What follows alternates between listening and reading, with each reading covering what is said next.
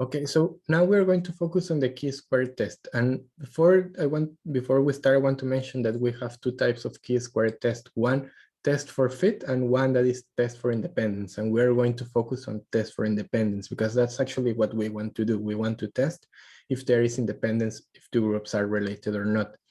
And the chi-square independent test works really well when you have ordinal variables, when you have rankings. That is my suggestion. Use it when you have rankings, and when you have a nominal variable, nominal and ranking. That works perfectly.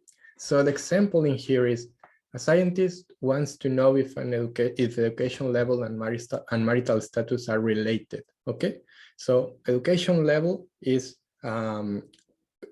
ranking variable. Like elementary school should be maybe the first, then secondary school is second level, a high school is third level, university fourth level, master degree fifth level, PhD sixth level. So you have rankings, right, in education.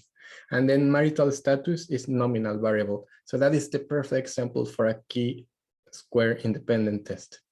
And again, I'm not going to explain what goes into the computer, but the important thing is the p-value. If the p-value is, again, less than 0.05, we can conclude that there is a relationship between education level and marital status.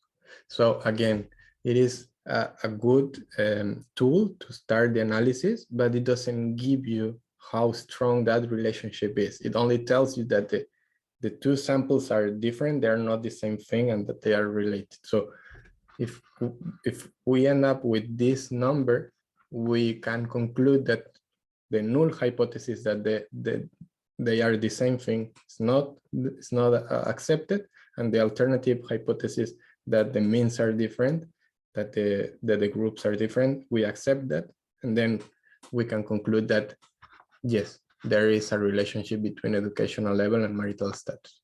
So this works well, as I said, when you have an ordinal variable and a nominal variable. It works really well.